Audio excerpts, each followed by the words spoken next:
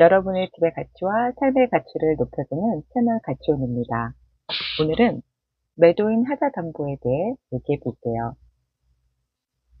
집을 팔고 잔금까지 모두 받고 나면 끝났다고 생각하시죠? 그런데 어느 날 매수인에게 전화가 옵니다. 집에 누수가 있어요. 곰팡이가 심하게 발견됐어요. 보일러가 고장났는데 어떻게 해야 하나요? 이런 상황이 생기면 정말 당황스러울 수밖에 없는데요. 오늘은 집을 팔고 나서도 책임이 발생할 수 있는 매도인 하자 담보 책임에 대해 쉽고 간단하게 알려드릴게요.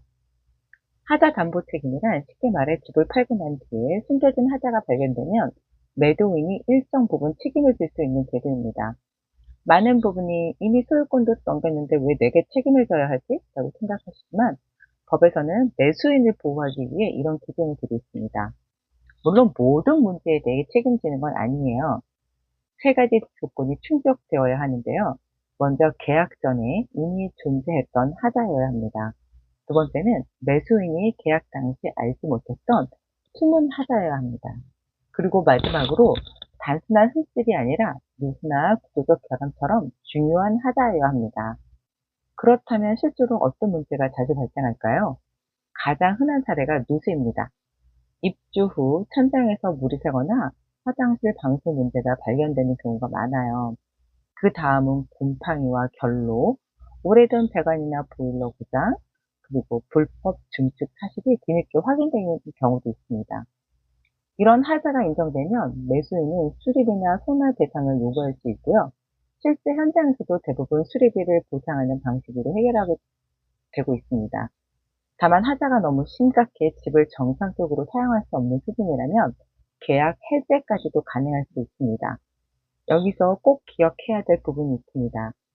일반적으로 중고주택의 경우 매수인은 하자를 발견한 날로부터 6개월 안에 권리를 행사해야 하고요.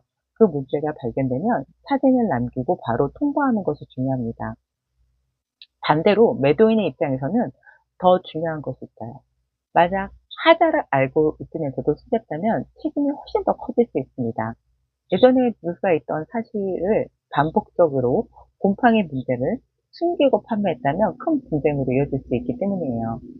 그래서 집을 팔 때는 알고 있는 하자를 미리 설명하고 계약서나 특약사항에 기록해 두는 것이 가장 안전한 방법입니다. 오늘 내용을 한마디로 정리해 볼게요.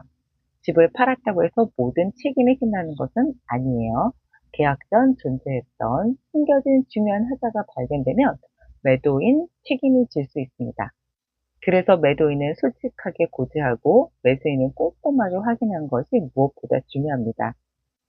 부동산 거래는 결국 신뢰가 가장 큰 자산이라는 점 꼭 기억하시기 바랍니다. 오늘도 여러분과 함께한 가치원이었습니다. 감사합니다.